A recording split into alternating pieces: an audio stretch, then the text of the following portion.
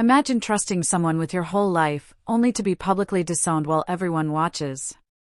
Emma Carson, pregnant and vulnerable, faces humiliation so severe it shakes the empire itself, and the mistress celebrating isn't even aware the tables are about to turn.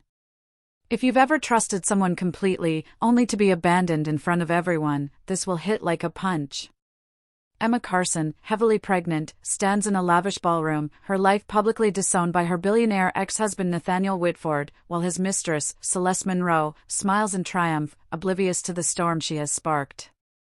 Emma walked into the gala expecting recognition for her years of support, both in the family empire and in charitable endeavors tied to the Whitford name. She anticipated warm greetings, polite nods, perhaps even a small acknowledgement of her pregnancy. Instead, she was met with carefully orchestrated isolation. The tables, lights, and even the positioning of the host staff seemed designed to push her to the edges, to make her presence almost invisible. Nathaniel Whitford, her ex-husband, maintained an almost robotic composure. His smile was polite but distant, his eyes carefully avoiding hers. There was no warmth, no flicker of regret or acknowledgement. Emma felt the pang of betrayal, sharper than any formal argument ever could have delivered. She caught a subtle smirk on Celeste Monroe's lips as the cameras circled. Celeste had claimed the spotlight entirely, positioning herself exactly where she wanted the media and investors to see her, a symbol of triumph over Emma. Celeste's gestures were deliberate. A tilt of her head, a controlled laugh, the way she reached for the champagne glass, all seemingly inconsequential, yet each movement screamed dominance. The subtle choreography of power hit Emma like cold water. Every step she tried to take toward the central stage was met with a slight shift in attention away from her. Whispers followed her, but not support. Her chest tightened, her back straightened, and a quiet humiliation settled over her. She pressed a hand gently against her stomach, feeling the life inside, the reminder that this pain was no longer only hers, it involved someone she would protect at all costs. The crowd itself became a theater of alienation. Board members nodded politely but avoided eye contact. Investors glanced at her, some with curiosity, others with the faintest spark of disdain. Every recognition she had hoped for was now a denial. She remembered a time, not long ago, when these same people had looked to her for guidance, for leadership, for reassurance. That familiarity now felt like another layer of betrayal. Then Celeste leaned close to Nathaniel and whispered, her voice barely audible yet sharp in Emma's ears, "Some people are better suited for the background." The line pierced through Emma's composure, burning into her consciousness. It was cruel, precise, and entirely unnecessary. Emma's fingers tightened over her clutch, and for a moment, the ballroom seemed to spin around her. She could feel her knees almost give, her breath caught, and the heat of tears rising behind her eyes. Emma needed air. She excused herself, moving toward the balcony at the edge of the room. The sound of laughter, the clink of glasses, the chatter of investors all receded behind her as she pressed a hand to her stomach, feeling the flutter of life inside. The isolation, the humiliation, the disbelief, all converged into a sharp, physical ache in her chest. Her mind raced with fragmented thoughts. How could he do this? Why did they all let it happen? How had she been replaced so completely? For a few seconds, she allowed herself to feel the despair, the panic. She closed her eyes, exhaled slowly, letting the moment of collapse wash over her. This was the first private acknowledgement that she had been completely abandoned, publicly stripped of the respect she had once commanded. Yet beneath the pain, a faint spark remained, a quiet flicker of awareness. She noticed something subtle, a hesitation in one of the board assistants as they glanced at Celeste, a slight shift in the room's rhythm. It was nothing obvious, but in that tiny detail, she found the first thread of insight, the tiniest hint that not all was fully controlled, not all was lost. She straightened, inhaling deeply, and focused on the life growing inside her. Her stomach moved slightly against her palm, a gentle reminder of why she needed to endure. "I have to survive this," she whispered under her breath. "For both of us." There was no strategy yet, no calculated counterattack. Only the human need to stand, to breathe, to hold herself upright in the face of an overwhelmingly cruel moment. The gala continued inside, laughter and applause echoing faintly, but Emma felt detached. She observed, she endured, she noted. The pain was still raw, the humiliation complete, yet somewhere inside, a quiet resolve took root. She would not be erased. She would not be invisible forever. But for now, she let herself be human, let herself feel the heartbreak, and let the reality of the betrayal sink in fully. As she turned from the balcony to re-enter the hall, her phone buzzed quietly. A confidential alert revealed that Nathaniel had already altered the trust protecting her unborn child, a silent betrayal lurking behind the glamour, waiting to be uncovered. Celeste Monroe doesn't just smile, she moves like a shadow over every room she enters, calculating each gesture to dominate, undermine, and quietly crush threats. Emma is still raw from the public disownment, but every micro-action in the gala signals just how complete Celeste's control has become. Celeste arrived at the boardroom later that week with the same effortless poise that had dominated the gala. She moved past Nathaniel Whitford as if he were invisible, and her calm, measured gestures drew every glance. Emma, sitting at the edge of the large conference table, felt the weight of every look, every carefully timed nod, every soft laugh. It was not loud, not aggressive, but subtle, surgical in its psychological impact. "Some people are better suited for the background," Celeste said softly to Nathaniel, just loud enough for Emma to hear. It wasn't a taunt shouted across the room, but it struck deeper than any overt insult could. Emma's chest tightened, a wave of humiliation washing over her, and she pressed a hand to her stomach to steady herself. The baby shifted, responding perhaps to her heightened pulse, reminding Emma of the stakes. Throughout the meeting, Celeste directed attention with precision. Investors' eyes were drawn to her as she spoke in quiet confidence, carefully placing words to both charm and subtly undermine Emma's credibility. Every compliment to Nathaniel, every nod to an advisor, was orchestrated. The room's attention bent toward her. Emma felt like a shadow at the periphery, present but unseen. Emma's breaths came shallow, her fingers fidgeting with the hem of her blouse. She noticed the small but deliberate things, the slight hesitation in an assistant's reply when she asked a question, the way a board member shifted focus immediately after Celeste's comment, the subtle pause in Nathaniel's response to her own interjections. Each tiny cue wasn't enough to act on yet, but it signaled control, dominance, and the careful orchestration of influence. Emma remained frozen for a moment, absorbing the subtle cruelty, feeling the quiet humiliation settle in her chest. The pregnancy made every sensation sharper. She could feel her body trembling, not from fear, but from the intense emotional strain of being sidelined. Her mind wanted to snap into strategy, but she forced herself to breathe, to observe, to survive the moment. She couldn't yet act, she needed to measure, to notice, to understand how Celeste was weaving influence throughout the empire. As the meeting progressed, Emma noticed one small anomaly, a clause in a property agreement, one oversight that could later be leveraged. It was a tiny window in Celeste's otherwise meticulous control. Her heart flickered with cautious hope. Not yet triumph, not yet strength, just the realization that even in the midst of overwhelming dominance, small human errors existed. Celeste smiled politely, tilting her head slightly, her gestures casual yet commanding.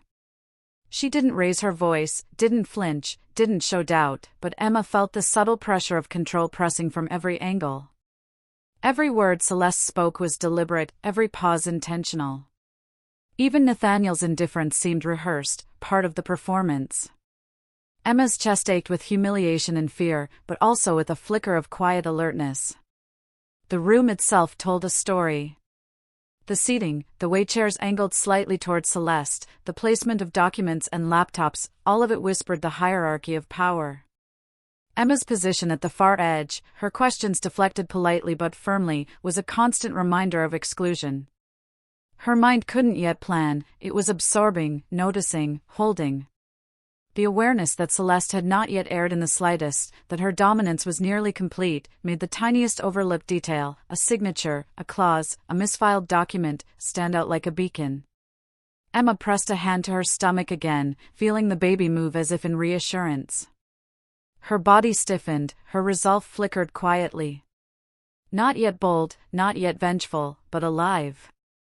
She realized the smallest slip, the tiniest misjudgment, could give her leverage in the future.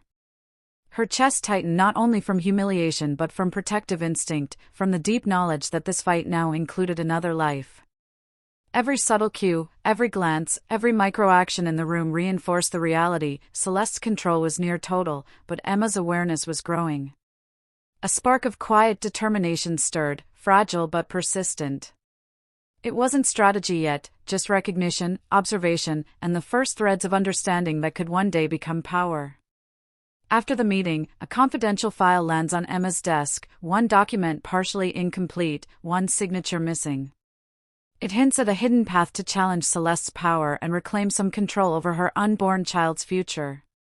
Emma stares at it, heart racing, knowing this tiny opening could change everything, but she must wait.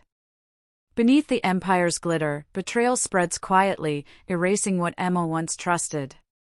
Every structure, every promise she leaned on now feels fragile, and the realization hits harder than any insult. She may have been completely replaced. Emma arrived at the Whitford Estate's legal offices under a veneer of composure, but her stomach twisted with anxiety. Her ex-husband Nathaniel and his team of lawyers were late to the morning briefing, leaving her alone with a stack of documents and a sense of foreboding. She began to leaf through trust documents, property records, and transfer approvals, but almost immediately, her heart sank. One trust fund, previously guaranteed under her name, had been rerouted. One property acquisition she had once overseen was now recorded under Nathaniel's sole control. A quiet, almost imperceptible tremor ran through her chest. The lawyers, seated in their leather chairs, spoke in clipped tones that made her feel both excluded and scrutinized. She felt eyes on her, not warm or inviting, but assessing, weighing, calculating. Every clause she read, every amendment she noticed, told her something she didn't want to accept. Her influence, her authority, her role as a mother and as part of this empire, was quietly being erased. Emma's mind flashed back to the past promises of support from board members and advisors, people who had once leaned in to ask her opinion, people who had praised her insights. Each memory now felt hollow. One board member, who had once defended her in a critical vote, gave a slight nod during the briefing, confirming her deepest fear: allegiance had shifted. Quietly, systematically, she was being isolated. The whispers of change were subtle. A casual mention of reallocation here, a soft reference to new management there, all seemed innocent to an outsider, but to Emma, the signals were clear. She had been excluded from key decisions, her input no longer mattered. Every previously scheduled meeting subtly bypassed her, and the documents that once bore her initials now carried only Nathaniel's or the legal team's endorsements. Her chest tightened further. Disbelief mingled with heartbreak, and a quiet fear crept along her spine. She placed her hand on her stomach, feeling the tiny shift of life within her. This wasn't just corporate betrayal, this was personal. Her unborn child's future, once something she could guide, was now subject to the whims of those who had once promised loyalty. Her pulse quickened, her breathing shallow, as the weight of it all pressed down on her shoulders. She stared at a single file on the table, an audit report showing how fast these changes had been executed. It wasn't just one or two mistakes, the system itself had been subtly rewritten to erase her authority. The scale and speed were shocking. Emma could barely comprehend how quietly, how efficiently the shift had been implemented. Every prior safeguard, every point of control she had assumed, was no longer hers. Her fingers trembled slightly as she reached for a pen, but she paused. This was not the time for immediate action. She needed to observe, to measure, to understand the full extent of the betrayal before reacting. One misstep could confirm what Celeste and Nathaniel wanted, that she was powerless. She took a deep breath, trying to steady the tears that threatened, and reminded herself that awareness, quiet, patient, human awareness, was her first step toward reclaiming control. Every small detail added to her understanding of the scale of betrayal. A lawyer hesitated when asked a clarifying question, a compliance officer subtly avoided her gaze, and a board assistant fumbled with a document she had previously handled effortlessly. These weren't strategic insights yet, they were signs of how far the system had already turned against her. Emma pressed her palm to her stomach again, feeling the small, protective shift of her unborn child, anchoring her resolve. She allowed herself a moment of quiet anger, not yet focused on strategy, but fully human in her pain and disbelief. She had been betrayed by the very network she had trusted, and the emotional weight of that realization was almost unbearable. Slowly, she began to trace what she could salvage, where the smallest oversight might provide leverage, where human error could intersect with her protective instinct. But for now, the overwhelming sensation was heartbreak, isolation, and a keen awareness of the invisible machinery that had moved against her. Each file, each signature, each quiet nod or hesitation reinforced the magnitude of what she was facing. A keyboard member, once thought loyal, is revealed to have accepted bribes and aligned with Celeste. Emma stares at the notification, chest tight, realizing that even the first step to fight back will be far more complicated than she ever imagined, and the web of betrayal is far deeper than she could have anticipated. Emma's pregnancy becomes a target, transforming maternal instinct into both fear and protective resolve. Every shift in the corporate environment, every subtle glance, every altered document now carries a personal threat, and she feels the weight of two lives, hers and her unborn child, pressing down on her. The morning light fell through the Whitford estate's high windows, cutting across the office floor in sharp lines, but it brought no warmth. Emma Carson sat at her usual chair in the conference room, yet she felt entirely displaced. Corporate trust structures had been quietly altered over the past week, limiting her influence over both strategic decisions and financial oversight. It was subtle, almost imperceptible to anyone outside, but to her it was glaring, her authority, her voice, her years of involvement, all quietly minimized. Pregnancy magnified every slight. The unrelenting pressure from Nathaniel and the carefully controlled network of advisors and assistants left her breath shallow and chest tight.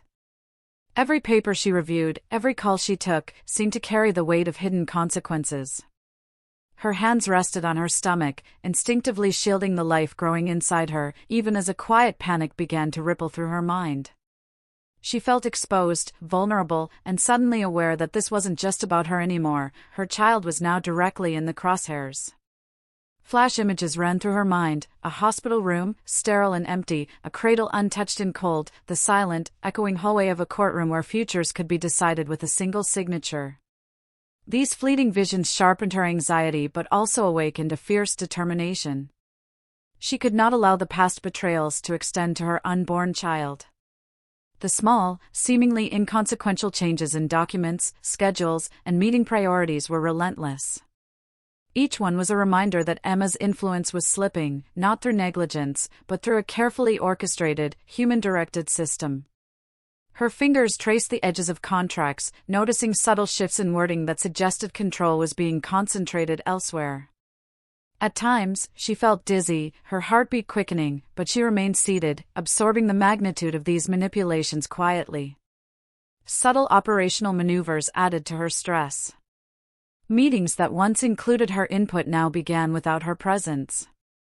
Reports she had overseen were sent directly to Nathaniel or filtered through assistants loyal to others. Even minor details, like the order in which names appeared on a document or the way a financial report was flagged, carried weight. Emma recognized the intention, to portray her as incompetent, to frame absence as inability, to make her maternal and professional authority appear questionable. Yet amidst the tension, Emma's protective instincts took hold. She pressed a hand to her stomach, feeling the gentle shift of her child, a small reminder that her resolve had to be stronger than fear. She began silently cataloging human errors, small hesitations from staff, overlooked approvals, and inconsistent reporting. None of it was a strategy yet, it was observation, absorbing every detail while her body processed the stress through quickened breath and tense muscles. Old allies revealed their disloyalty in quiet ways, a curt email, a missed call, a glance that once carried reassurance but now conveyed detachment. Emotional isolation deepened, and heartbreak mingled with the physiological strain of pregnancy. Yet, in the midst of fear, a subtle strength emerged. Emma's mind began to identify small fissures in the human machinery around her, flaws that could one day provide leverage. She understood the power she still held was in patience, in awareness, and in the ability to protect both herself and her unborn child without immediately exposing herself to further harm. Stress became fuel. Each heartbeat, each shallow inhalation, each quick impulse reminded her of what was at stake. Every manipulation, every bypass procedure, every carefully timed shift in the office hierarchy was an opportunity to learn, to anticipate, to quietly prepare. Emma's maternal instinct intertwined with her professional acumen, fear sharpened her attention rather than paralyzing her completely. The morning meeting ended, and Emma retreated briefly to the balcony. The sun had climbed higher, warming the stone surface beneath her feet, but she felt none of it. Her hand rested protectively on her belly, feeling the baby stir as if acknowledging her resolve. She closed her eyes for a brief moment, allowing herself a deep exhale, letting the emotional weight of the betrayal settle, while also acknowledging the flicker of determination that had begun to grow within her. She opened the folder one last time before leaving the room. A faint, unauthorized change in the Sterling Trust jumped out at her, a clause altered, a decision documented without her input. The realization that her unborn child's future could be affected by this hidden action struck her, tightening her chest further but igniting a quiet resolve. She knew she had to survive, to protect, and to plan, but for now, awareness alone was her weapon. Emma's phone buzzed, displaying a confidential audit notice. Unauthorized changes to the trust threatened her unborn child directly. Her hand lingered over her stomach, pulse quickening, as she realized the personal stakes of the corporate betrayal were far deeper and far more dangerous than she had imagined. When everyone can betray you, trust becomes your most dangerous weapon. Emma must decide who is real before it's too late, because a single misstep could undo everything she is struggling to protect. Emma sat in the dimly lit corner of her apartment, phone in hand, staring at the name on the screen. One ally, someone she had trusted implicitly during the Whitford family's corporate turmoil, had agreed to speak. She knew the conversation could be critical, yet her heart pounded as she hesitated before pressing call. When the voice came through, it sounded familiar, almost comforting at first. But within moments, Emma detected the subtle hints she had feared, half-truths, carefully measured pauses, and words that implied support while revealing their true aim. "I think I can help, but you know how fragile things are right now," the ally said, tone neutral, hiding self-interest beneath the veneer of concern. Emma's chest tightened. She remembered the same person, months ago, standing up for her in a tense board meeting, defending her decisions when others had doubted her judgment. The memory was sharp, so vivid that she could almost feel the reassurance she had once relied upon. And yet now, the warmth of that past support clashed violently with the emptiness of the current interaction. Every syllable, every hesitation, reminded her that loyalty was fragile, conditional, and perhaps gone. Her hand instinctively moved to her stomach, pressing lightly. The unborn child inside her was a reminder of stakes far beyond her personal pride or professional standing. She realized that betrayal was not just possible, it was inevitable in some corners. Each message, each private call, hinted at alliances shifting silently against her. One misstep by the ally, an offhand comment, a slight tone change, confirmed the doubt that had been creeping in all along. Emma's mind flashed back to small, seemingly insignificant moments. The way this ally had once whispered encouragement after a meeting, the nod that had meant solidarity in the past, now seemed almost ironic in its absence. A flicker of pain surged through her chest, stronger than any corporate loss she had endured.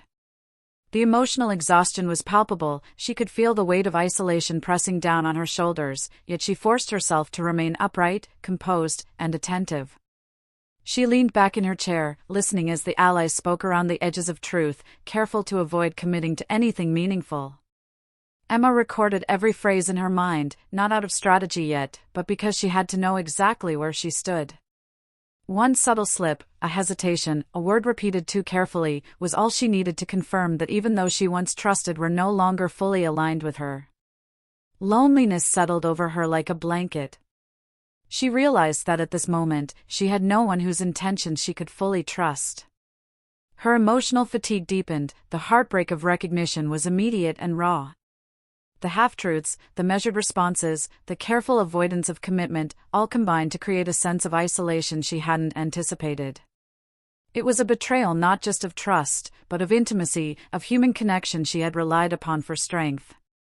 Despite the despair, a subtle awareness began to grow. Emma realized that while she couldn't rely on allies as she had in the past, she could still control her responses.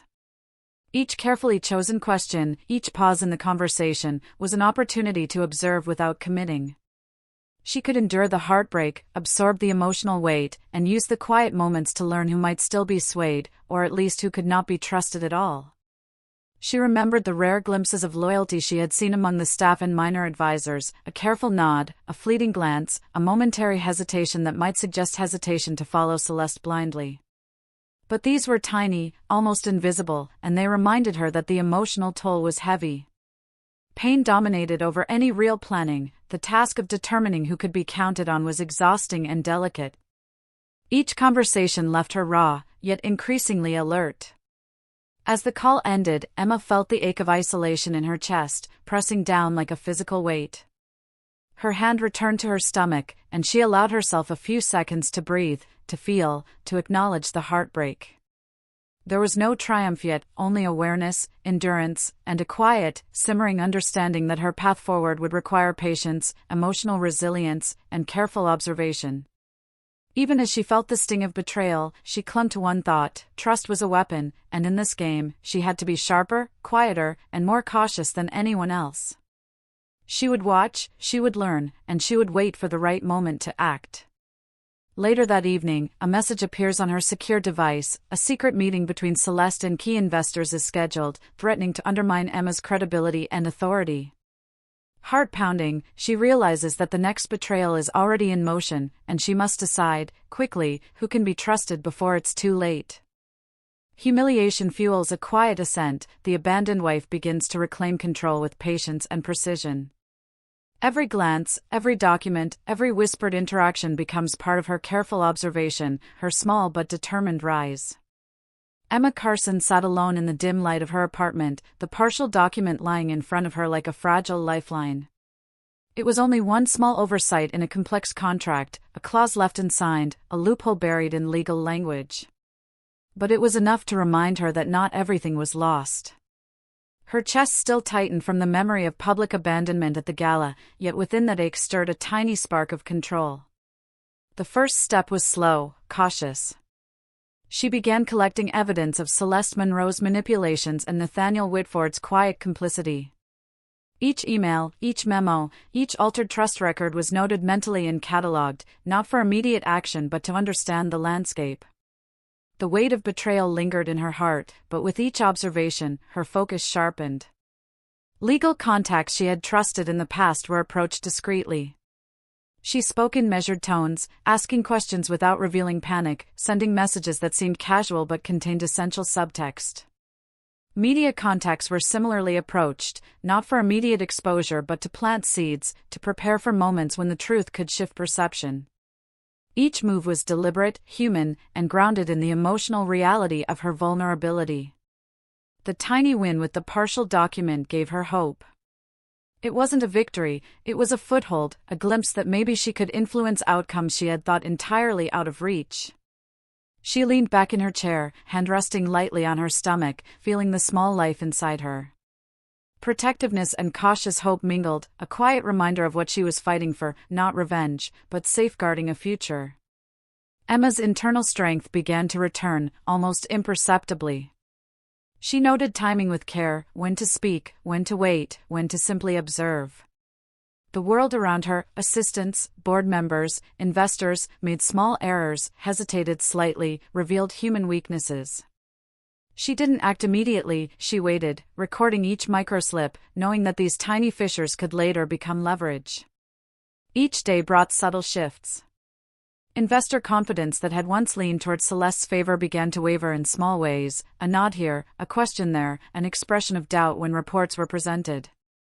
Emma noticed these subtle signs, not as abstract strategy but as human reactions to the unfolding truth. She felt a quiet thrill, not from malice, but from realizing that things could tilt if handled carefully. Her emotional resilience grew alongside these observations. The hurt, the public humiliation, and the betrayal still lingered, but they no longer defined her entirely. They had become fuel, a reminder that she had to be cautious, patient, and observant. The flicker of hope she felt was delicate, it could vanish if she acted too soon or misjudged the timing. Emma allowed herself to imagine possibilities, one well-placed inquiry, one careful disclosure, one human hesitation exploited at the right moment. Each potential move was weighed not with cold calculation but with emotional awareness, understanding that the people involved could shift loyalties unpredictably. She had learned that the human element, the uncertainty, the ego, the fear, was often more revealing than the documents themselves. She paused and closed her eyes briefly, taking a deep breath. The humiliation of the gala, the isolation, the relentless pressure, all of it still lingered. But the partial document, the human errors she had observed, the growing awareness of leverage, they combined to create a fragile, human hope. She wasn't out of danger, and the path forward was uncertain, but for the first time in weeks, she felt a quiet sense of agency returning. Her hand rested lightly on her stomach again, grounding her. She reminded herself that every action had to be deliberate, every step measured. She could not act in haste, she could not allow anger or fear to dictate her moves. Every small advantage had to be nurtured, observed, and used carefully when the moment arrived. Later, while reviewing a confidential file inadvertently left on Celeste's desk, Emma noticed information hinting at vulnerabilities in her rival's plans, gaps so subtle that they could be dismissed by anyone else, but which, if handled correctly, might shift the balance entirely. She stared at the document, chest tight, realizing that the first step toward reclaiming power had quietly presented itself. Laughter fades as the first cracks appear, the mistress is no longer untouchable. For the first time, Celeste Monroe feels the weight of uncertainty, and Emma Carson watches quietly, heart-pounding, as human weakness begins to show through the mask of control. Emma sat at the edge of the boardroom, her posture tight, yet calm, observing without drawing attention to herself. The evidence she had leaked, carefully selected documents and subtle hints of mismanagement, had begun to ripple through the room. One critical board member, whose loyalty to Celeste had always been assumed, reacted visibly. A pause, a slight tightening of the jaw, a hand brushing over the papers too slowly, small signals, but unmistakable to Emma's trained eye. Celeste Monroe, who had spent months perfecting every gesture, every smile, every calculated step, began to betray signs of nervousness. Her hands faltered on a thick file, hovering uncertainly as if waiting for guidance from someone she could no longer trust. The meeting ran longer than expected, and her answers became careful, measured, almost rehearsed. There was no overt panic, no raised voice, just a subtle tension that no one else might notice, but to Emma, it was a crack in the armor. Emma's heart raced, yet she did not act. She pressed a hand to her stomach for reassurance, feeling the unborn child stir as if acknowledging her presence, grounding her focus. Every tiny reaction around her, the micro-expressions of investors, the hesitations of assistants, the subtle shifting in posture of her old allies, painted a clear picture. Celeste's control, which had once seemed absolute, was beginning to wobble. The psychological pressure in the room shifted. It was no longer purely business, it was human. One investor, quietly reviewing the leaked reports, subtly shifted allegiance, asking questions that highlighted discrepancies Celeste could not immediately explain. Emma watched, feeling a quiet satisfaction, the kind that comes from patience and careful observation rather than overt triumph. She allowed herself a breath, sensing that the meticulous hours of preparation were finally creating visible ripples in Celeste's carefully maintained world. Celeste's awareness of something being wrong grew, though she could not pinpoint the source. Her brow furrowed slightly, lips tightening as she answered each question with a measured calm, masking the tiny tremor of doubt in her voice. One slip of the hand here, one pause there, yet outwardly she remained composed. To everyone else, it might have seemed like routine tension. To Emma, it was the first true sign that her rival was vulnerable. The room's atmosphere carried a different energy now. The previously unshakable mistress, who had laughed over Elizabeth's public humiliation and commanded every interaction with elegance and cruelty, was forced into micro-reactions that betrayed her internal uncertainty. Emma's chest tightened slightly at the thrill of recognition. Finally, Celeste was human. And human cracks, once exposed, could grow into breaks. For Emma, this was not a moment for celebration. She felt a subtle sense of satisfaction, tempered by the knowledge that this was only the beginning. The power shift was not complete, and any overt action now could alert Celeste. So Emma remained calm, quiet, collecting each detail in her mind. Who faltered first, how long it took Celeste to recover composure, which reactions spread to other board members, and how the tiniest hesitation affected the balance in the room. The mistress's first real signs of doubt manifested physically. Her shoulders stiffened, her eyes flicked to her assistant twice too many, her voice carried a careful cadence that betrayed her usual ease. Emma noticed it all, silently acknowledging the human patterns behind the corporate facade. This was what she had been waiting for, not a loud victory, but a subtle, undeniable shift in the emotional terrain. Celeste glanced around, trying to catch any sign of who had orchestrated the leak. Her gaze sharpened, suspicion flickering in her eyes, but the trail led nowhere visible. The panic, the insecurity, it hovered beneath her practiced poise. And while outwardly the meeting continued, internally Celeste felt the first pangs of real unease. For the first time, she questioned whether her careful domination could be challenged, whether the empire she believed secure was susceptible to cracks that no amount of charm or influence could fully cover. Emma allowed herself a short, quiet exhale, pressing a hand lightly to her stomach once more. She felt her heartbeat slow fractionally, yet she remained alert. The tiniest victory, Celeste's first visible crack, was not a conclusion, but a signal. The mistress had felt unsafe, if only for a moment, and in that moment, Emma glimpsed the possibility of turning patience and careful observation into tangible influence. The emotional impact of the first crack was profound. Emma did not celebrate, she did not smile. She only felt the weight of human observation, the recognition that patience, endurance, and quiet resilience could now begin to tip the balance. The room was unchanged to the casual observer, but for those paying attention, the power of a single, subtle error had shifted perception in ways words could not convey. Celeste knew something was wrong, but she could not identify the source. Her practiced confidence trembled just enough for Emma to recognize that the first real cracks in the armor had appeared. For the first time, the mistress was human, and in her vulnerability lay opportunity. One small misstep can unravel an empire. Gregory Stanton underestimates the consequences of ignoring Emma's presence, and she notices every detail, each tiny human error potentially shifting power in ways no one else anticipates. Emma leaned against the edge of the conference table, hands lightly pressed to steady herself, eyes scanning the documents in front of her. Her chest was tight, a quiet echo of the pressure she had endured for weeks, but it was accompanied by a flicker of anticipation. She noticed Gregory Stanton, her ex-husband and the CEO whose arrogance had caused her pain, skim over a critical contract clause without proper attention. It was subtle, almost easy to miss for anyone not paying attention, one signature absent, a line glossed over, a responsibility left vaguely worded. Emma's heart tightened, not from panic, but from recognition. This was the first visible blind spot she had observed in months of watching, listening, and enduring humiliation. She could feel the weight of the moment, the quiet significance of human fallibility manifesting right before her eyes. Gregory, oblivious to the gravity, nodded to his assistant and moved on to the next item, unaware that one simple lapse could later be exploited. Celeste, standing slightly behind him, caught a fleeting hesitation in his expression. Her eyes flickered, her hands paused over a report, but she could not identify the reason. The micro-expression was enough to disturb her composure subtly, hinting that even the untouchable duo of husband and mistress could exhibit cracks. Emma pressed her palms lightly to the table, feeling her heartbeat slow.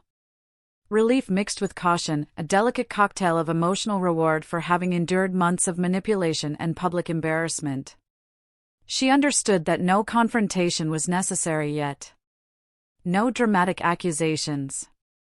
The leverage existed quietly, in plain sight, born of someone else's human error. She could almost feel the subtle shift in the invisible balance of power. Past humiliation fueled a quiet resolve.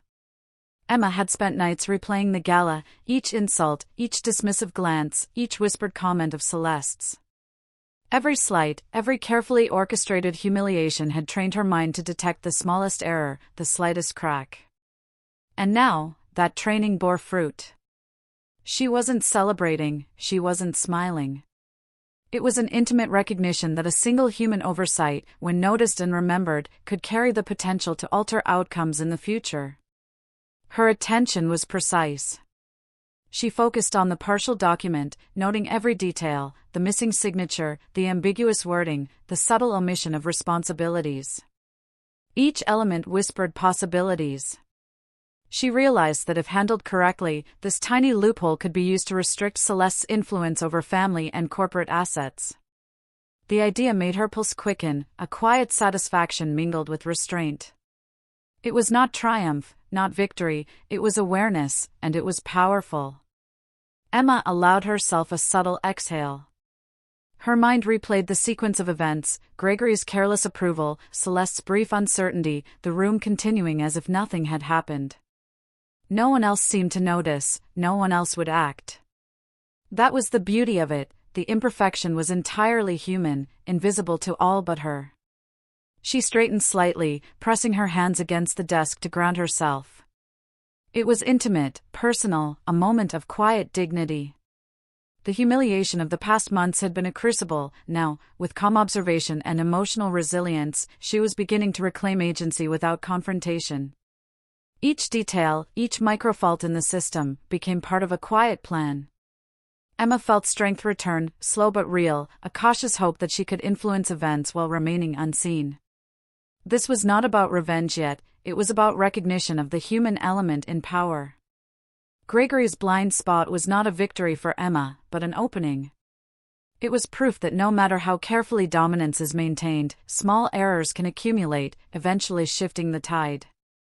The emotional payoff was personal. For the first time, she allowed herself to feel the quiet weight of possibility, of control gradually returning to her hands.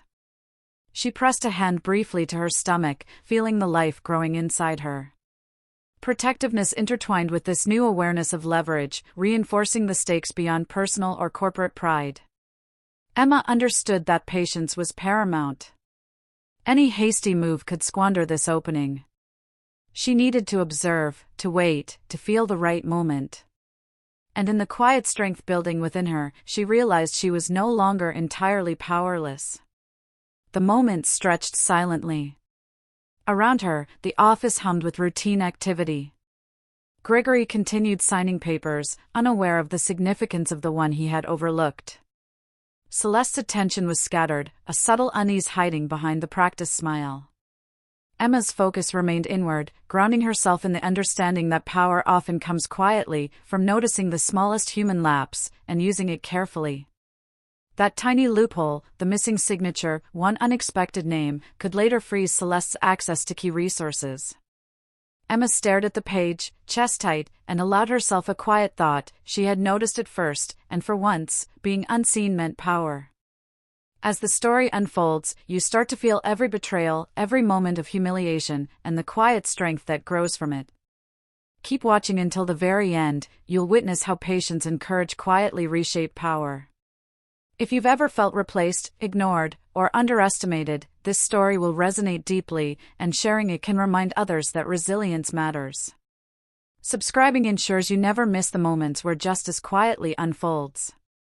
And as the final scene settles, ask yourself, if someone you trusted most had the power to destroy you, but also left a tiny opening for hope, would you seize it, or wait and watch? Your answer could reveal how you'd face betrayal, and I want to know what you would do.